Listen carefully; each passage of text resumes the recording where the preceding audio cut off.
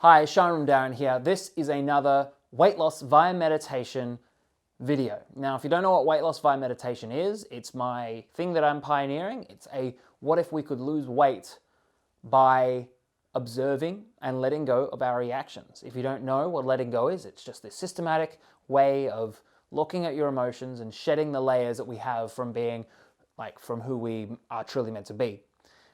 This video is actually about something I've realized as I'm currently pioneering this method. As I'm currently pioneering understandings, applying it to myself, I've got this theory that I'm testing on myself. So maybe by watching this video, you might get something out of it. But the very core of this video is the very basic concept of food FOMO. That is food fear of missing out. So I don't know about you, but I find one of the biggest things that stops people from accessing a diet or trying to really lose weight or really doing a lot of things in life is just the fear of missing out. You know, I'm not the first person to point that out, point out that sometimes we are afraid of missing out on things, you know? Sometimes we stop ourselves from being who we're really meant to be because we are afraid of missing out on something, you know? Maybe, for example, in my own life, I was actually afraid of getting back into this whole thing where I posted videos and shared my insights into the world because I was afraid that everyone would find me like, ooh, Sharam, big guru, Sharam, oh, you are a great guru. But what I find interesting is that as I post more, I thought that I wouldn't have any friends, that everyone would see me as a guru. And actually, to be honest, as a side effect, I found that people actually, my friends, are reminded of me. And not only that, all the people that might find me as a guru, I'm actually becoming friends with because I let go of the outcome. I let go of my fear towards it. And so the fear of missing out with food is very interesting. It's like, I want to maybe eat less because I want to create a certain body, or I want to eat more because I want to create a certain body. But I am afraid of missing out. The thing is what's really interesting is when we let go of that fear of missing out of certain food. For me, for some reason, I had it in my head what is it, like yum cha or dim sum or whatever it is, where like they bring out the lots of little things and you're like, ooh, it's very exciting. I remember when I was younger, to me, when I was maybe like 18 and I went out with some family and friends, and we went to one of these places.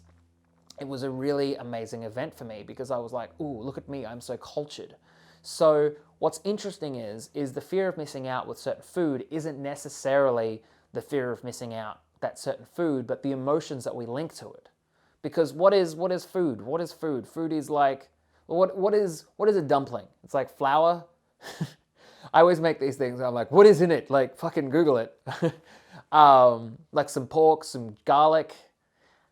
The individual components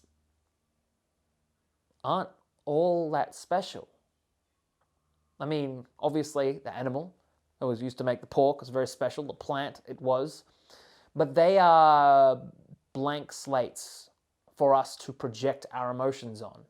So if you have what I would say a fear of missing out when it comes to food, ask yourself, is it the food or is it the emotion you link to it? Because how do you feel eating that food? Do you feel great? Do you feel amazing? Do you feel just fucking brilliant? Do you feel cultured? And if we were to take that food away from you, is it the food itself or is it the actual act? Is it the emotions? Is it the emotional benefit that you get from it? So here I am creating this thing called meditation via weight loss. It seems to be the thing that everyone keeps asking me about. What I find interesting is they forget that there is an offshoot of that called the body image via meditation, or body image meditation, which is a simple body image meditation. You look at yourself in the mirror, and you learn to love what you look like unconditionally in the moment because it's great. You can lose as much weight as you want. You can create the body you want. But if you aren't loving what you look like, you're never going to love it later on, I find. Like, I've lost so much weight over and over and over again. Never did I ever love what I looked like until I created the body image meditation. So you can get that now, link in the description. By getting that, you not only support yourself, you support me. You help me create these videos. And you help me try and move towards more of a full-time thing again. It used to be years ago, and then I had a bit of a burnout, and now I'm back. So the fear of missing out, though, what I find is when we let go, when we learn to let go, which for some people is this very ominous thing. They don't necessarily know what it means to let go. And to be honest, I have my systemized approach, which you will learn in the body image meditation. And when I eventually talk more, when I'm ready to release the weight loss via meditation, I will. But I realized through an active meditation, which is active meditation is when you basically just live your life meditating, which is what I do basically. I realized that it's the emotional payoff. It's the emotional payoff that we're addicted to. It's the emotional payoff that we want. You know, it's the thing that's stopping us from being truly at peace and one with our bodies and our food habits. If you are someone who fights your food habits, thinking that you should eat differently. If you think you should eat differently, that's my definition of fighting. You're like, I should eat differently. I shouldn't have eaten this food. I should have eaten more healthily. Well, that's an emotional payoff too. We're addicted to feeling guilty. We're addicted to feeling regret. We're addicted to feeling regret about the food that we eat. Often what I find with people with dating, just as a parallel that's very similar, often I find with people with dating, what people do is that if they're addicted to learning, they will forego, like they're learning about dating. They're addicted to learning about dating. What they'll do is they'll forego, say they meet two people. So they meet two people and one person is into them and one person is less into them. They will forego the person who is into them because the person who's not into them will give them something to learn. I've even coached other dating coaches, and this is a very fun situation because dating coaches love learning about dating. So what do? They're in a happy relationship. Oh, that's uncomfortable. I'm not learning anything here. There's nothing for me to grow here. So what they do is they seek the growth. They seek the education. They are forever the student, never the master, even though the master is both the master and the student. And so they go to places that can teach them. And that is not wrong, but they lack the depth to understand that what they actually want is the relationship. Like, what's the point of learning? They've lost their original way. Maybe they wanted to learn, but why did we want to learn? Because we were hurt. You let go of the hurt and the relationship comes.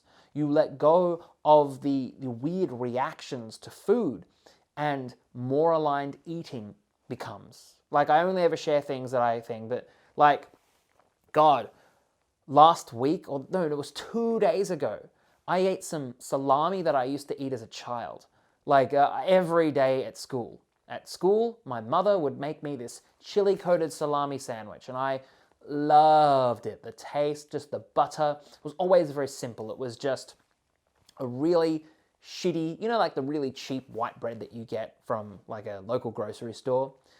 Thick butter, like margarine, and some chili-coated salami. And oh boy, did I love it. It was like the thing I look forward to every day for lunch. Now, I made myself one of those 2 days ago, and my stomach could not handle it. Not because I'd grown up, not because I'd like, oh, my older age, I can't eat the things I used to eat. Not at all. But because I was painfully aware that all that chili in that combination of maybe processed foods, especially with the terrible bread, was a nuclear bomb in my stomach. Now that's where I realized, what am I afraid of missing out on? Am I afraid of missing out on the actual nuke that I'm putting in my stomach? Or am I afraid of missing out of the emotional, oh, but it was so delicious and it's something that I'm looking forward to, the payoff and release? When we let go of this emotional attachment that we have to things, what ends up happening is that we end up elevating our standard of our relationship with food, or our relationship with other people, our relationship with beauty, our relationship with ourselves, our relationship with our own images, our own image in the mirror. That's why the body image meditation, I always talk about that. I think it's something that's really cool. I love it. Because what ends up happening is that you look at the food and you say, hey, I was addicted to eating food because I just needed stimulation. So the fear of missing out of food is actually the fear of missing out of stimulation. If you become more comfortable and let go of if you get stimulation or not, realizing that stimulation will come. The fear of missing out is the fear that it will never come. But you recognize that it will, it just might come in a more natural form, might come in something else, might come in a more beautiful form. That's why I brought up a party before. I can't remember if I edited that bit out or not. Earlier on in the video, I wanted to bring up the concept of a party. If we're going to a party and we're afraid of missing out on that party, we believe that we're never going to get it. We are afraid of missing out. But what is it that we want to miss in that party? Is it the drinks? Is it the friends? Or is it the emotional benefit, the connection? It could be all. You know, I'm not saying that we always do things for emotional benefits, because sometimes it's a really physical world benefit. But once we are more comfortable with missing out, suddenly food that we're afraid of missing out on doesn't become such a big thing. And I know this is a big thing because big diets are always like, get your diet, do my diet, and you can eat whatever you want. And it's like, really? I can eat all the cheeseburgers and pizza I want? Truth be told, we want to elevate our relationship with it. I don't believe we should cut things out. Obviously, if it's bad for your health, cut things out. Like, oh, you're going to die of, like, you've got diabetes. Less sugar, please. But if you're a healthy human being, we don't have to cut things out. We have to elevate our relationship with them, which means, oh, you eat too many burgers. Maybe you'll create your own healthier burger because you still realize you want the burger in your life. You've let go of if burgers come, if burgers don't come. You've let go of the emotional payoff from burgers, and you realize, hey, I still want a burger, but I want it in a newer form. I want it higher form. I want it to be grilled. I want it to be delicious. I want it to be something that's lighter on my stomach, that's not so harsh. Because you've realized with letting go, you've shed the layers of emotional burden that you've had around food, and you've realized that, hey, I have been a complete asshole to my body through food because I'm a masochist. Maybe you are too. So thank you so much for watching this video. If you like this video, make sure to check out the body image meditation. That is link in the description. If you haven't already got access to it, please do. By getting access to it, you support me, you support yourself. And to be honest, it's one of these things I really love. I created it as an offshoot of the weight loss via meditation method because I realized no matter how much weight I lost and gained back through my various attempts at trying to pioneer the system, I was still never happy with what I looked like in the mirror. And I've lost lots of weight. I've tried all these different diets. I was anorexic at one point, still never happy. So being able to look now in the mirror and be like, damn, this son of a bitch, sexy motherfucker, allows me to even educate other people on how sexy I feel. So thank you so much for watching. Talk to you soon.